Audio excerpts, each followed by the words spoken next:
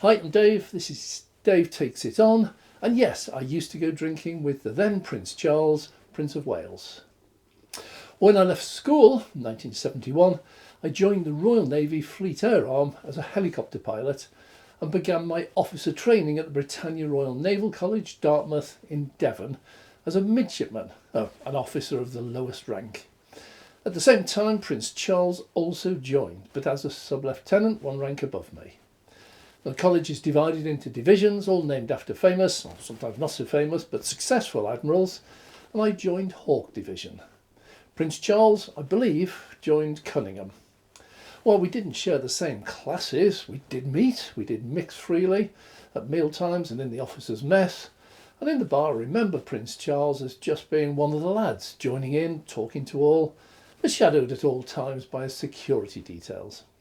And I can reveal that having drinks was not limited to the naval base, but would on occasions extend out into nearby taverns, where the locals' reactions still remain sharp in my memory. I was hugely privileged and honoured to have met him, and through him immensely proud to have met his mum on 2 occasions. The first was at the passing out ceremony.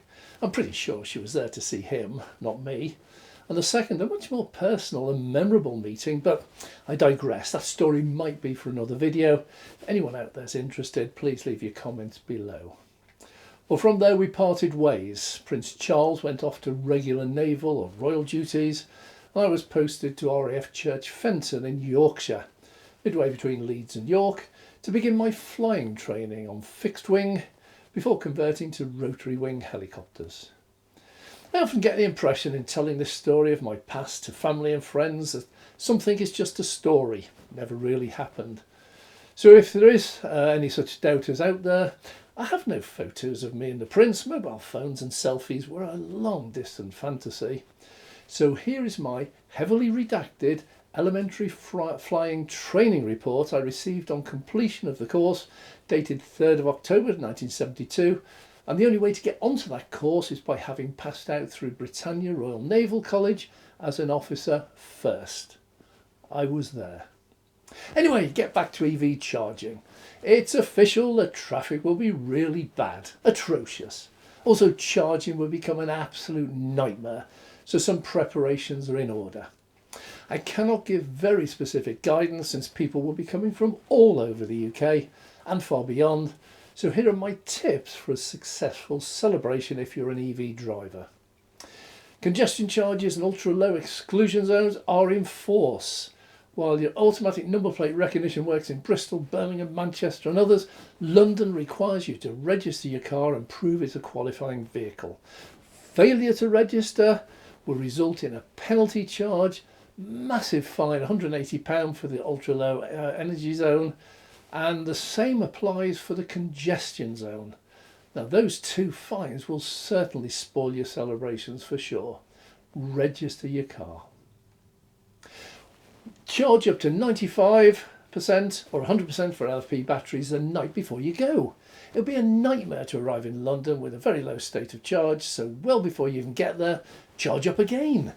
All EVs use power sitting in traffic, especially if you have the air conditioning running. Just avoid range anxiety and simply arrive with a nice high state of charge. I'm not going, unfortunately, but if I was, I wouldn't even attempt to charge inside the M25 on Coronation Day. Top up before getting there and avoid Tesla superchargers. Sounds funny to say that, but there are far more Teslas on the road than any other car, possibly more than all the other EVs put together. So superchargers, being both fast and cheap, typically 42p per kilowatt hour, will be full, guaranteed. Instavolt, Osprey, Ionity, GridServe chargers, well, they're up in the 65-70p per kilowatt hour. They'll be less full. First, because few Teslas would ever think of going there when they have their superchargers, and second, because of that price. I predict that you will find more available chargers away from superchargers, even if they are dearer and slower.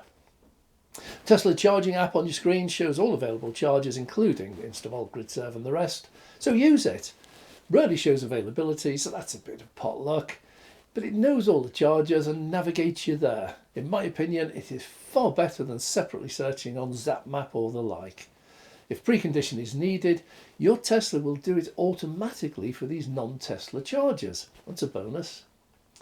Well, unless you've booked already, don't expect to walk into a restaurant or coffee shop and reach the counter.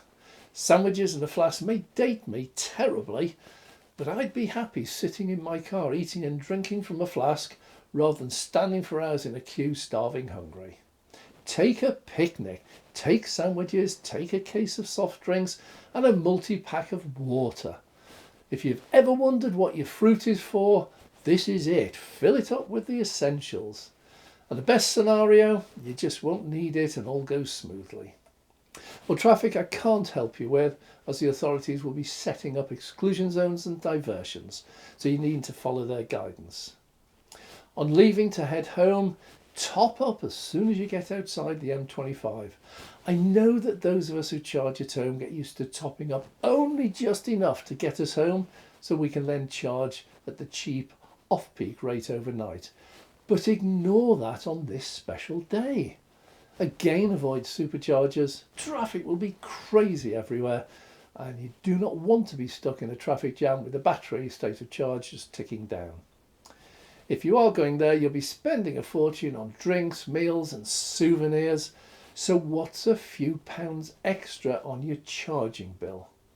If you find an empty charger, top up whatever the price.